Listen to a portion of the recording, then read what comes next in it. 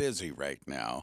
And she shook her head and said, yes, a lot of going on. And I imagine, Madhu, a lot of education and uncertainty really going on in your arena of work right now.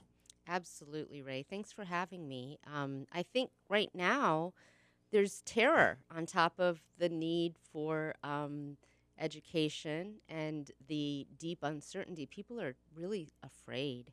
Um, Akron, like Canton and other areas in Ohio, saw ICE sightings in the last 2 weeks.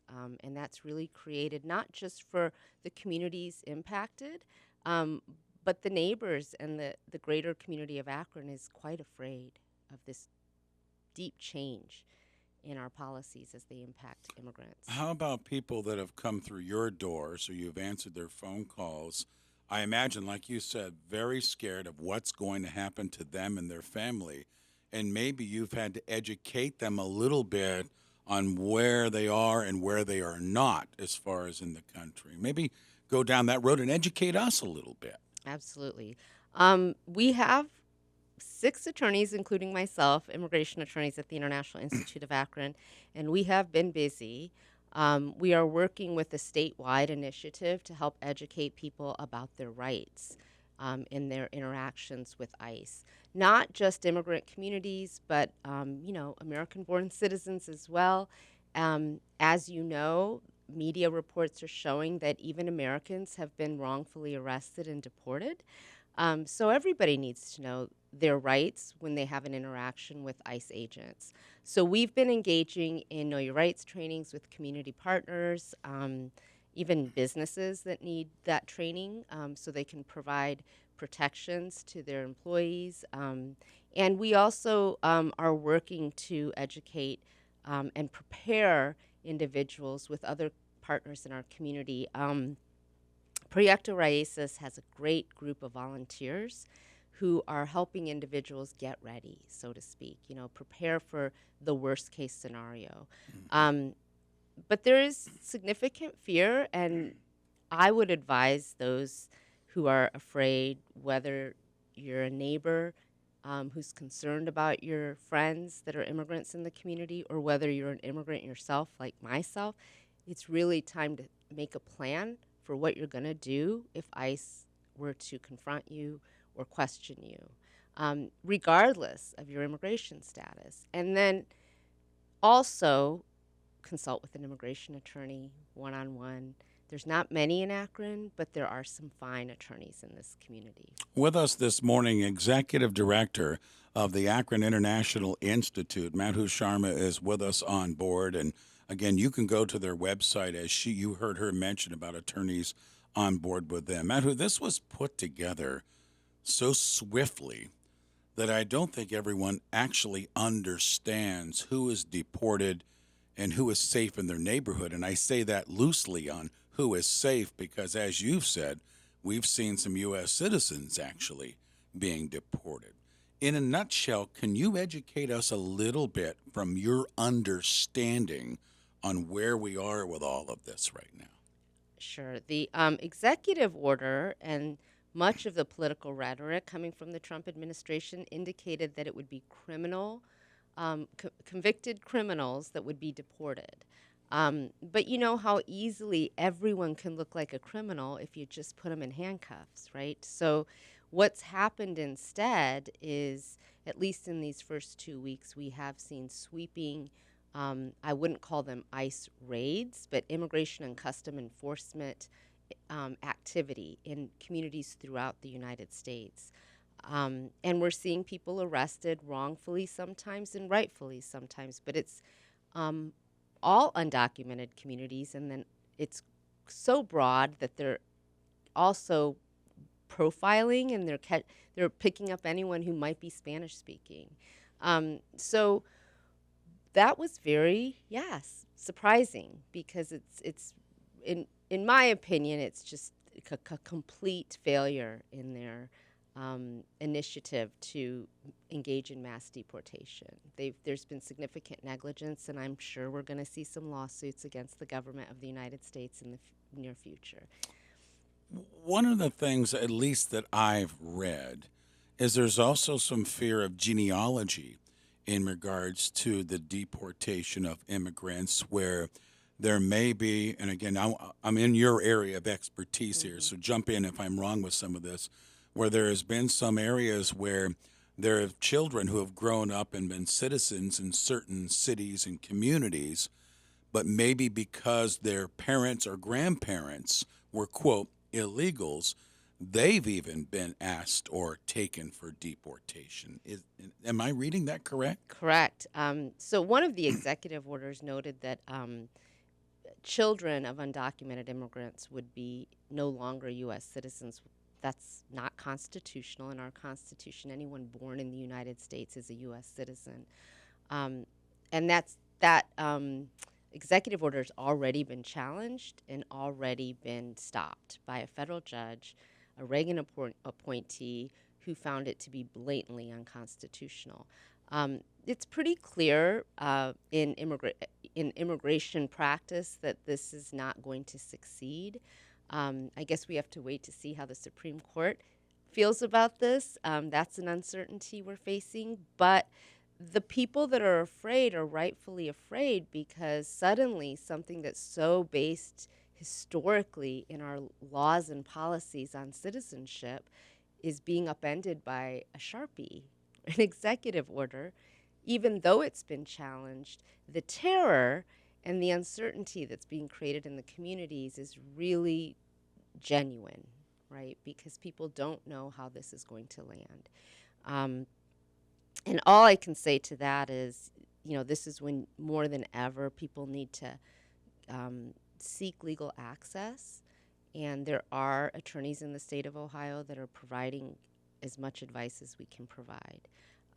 And I think anyone, regardless of their immigration status, that wants to seek to understand immigration laws and policies, now more than ever in this country, we need to start to understand better what the failures of our federal government are in our immigration policies, because we should have opinions about it, and we should really hold our representatives to task. They have work to do because this is unacceptable. I think it's important to note, too, and in our studio is Madhu Sharma, Executive Director of the Akron International Institute. And jump in here, Madhu, because this is part of what you do on a daily basis is making sure our immigrants are updated on all the T's and all the I's being dotted as far as being legal citizens in the United States. So this isn't a new arena for you. This is what you do on a daily basis as far as taking care of people to make sure that they've done everything right to belong in the United States. Let me ask you this. From an immigrant standpoint, is there a big problem that you see of illegals, I'll just use that term, in the United States? And is this practice working to take care of that in a loose manner? Well, I will use the word undocumented. Okay. And we have criminalized people who cannot gain access to our laws. And that's on us, right? We developed these laws and we've tweaked them and we've changed them. Half of the undocumented community in this country they came to the United States with documentation.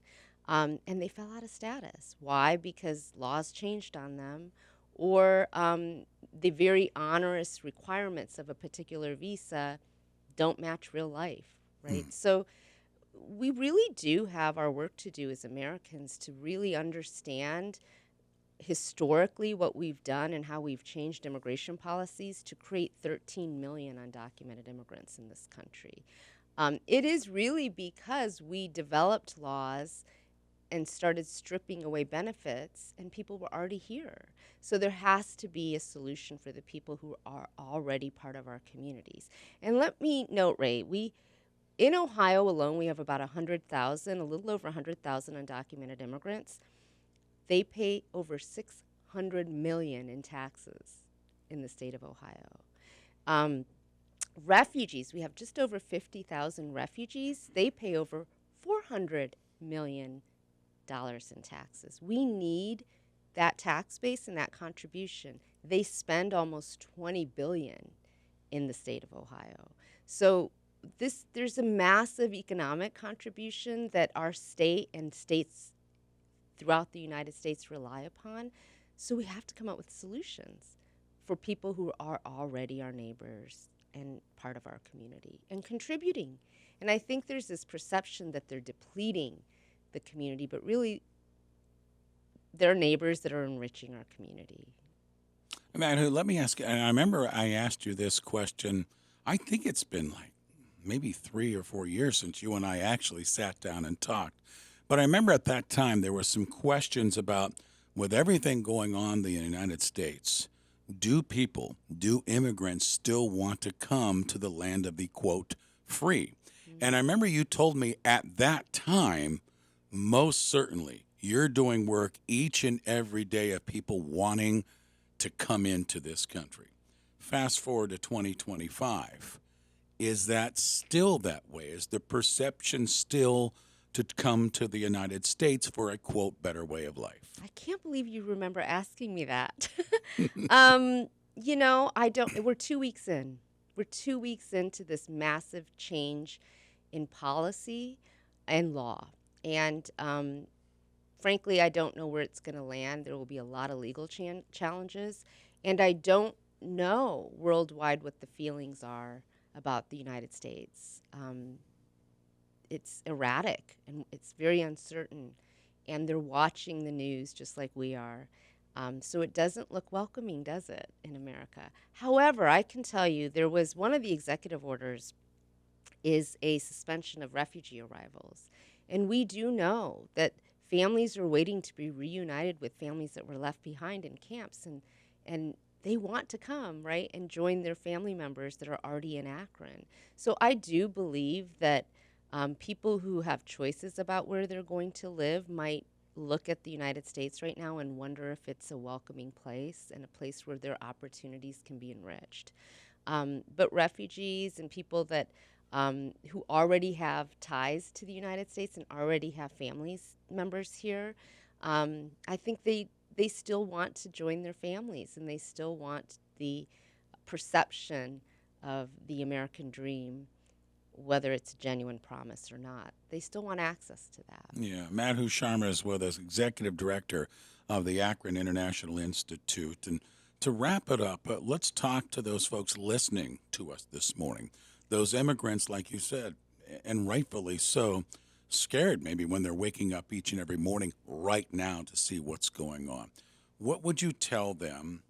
Maybe reach out to you guys at the International Institute, but maybe talk to them who are listening to us this morning. Well, first, I would like to say to everybody who's afraid right now that we're here. We're here to stand by you. And I say we, the International Institute of Akron, as I said, has 6 attorneys, but we have many service providers, social workers as well. So reach out to us. You can call us at 330-376-5106. You can also email info@iiakron.org.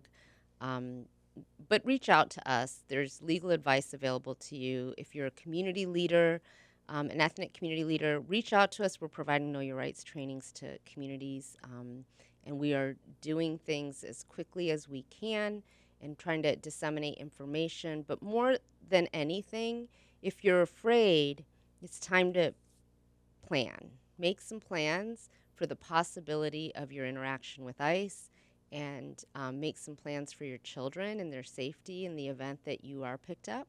And know that even if you're wrongfully arrested, you have a right to an attorney, and you should remain silent and don't make matters worse for yourself. But you do have a right to an attorney, and you can ask to speak to an attorney before you answer any questions that ICE may be asking you. And know that that happens even if you didn't plan. You still have a right to an attorney, even if you did not plan and you find yourself interacting with ICE. Not all is lost. I think in this time more than ever, there's a great community of support. I'm deeply moved by how many people have reached out to IIA and our partner organizations wishing to volunteer, asking how they can help. Our community is mobilized and we're here for you, so reach out. The International Institute of Akron Executive Director Madhu Sharma has been with us in studio. Things are real busy. Thanks for taking a couple of minutes to join us this morning. Thanks for having me, Ray. Appreciate it. 24 minutes after 7 o'clock, it's the Ray Horner Morning Show.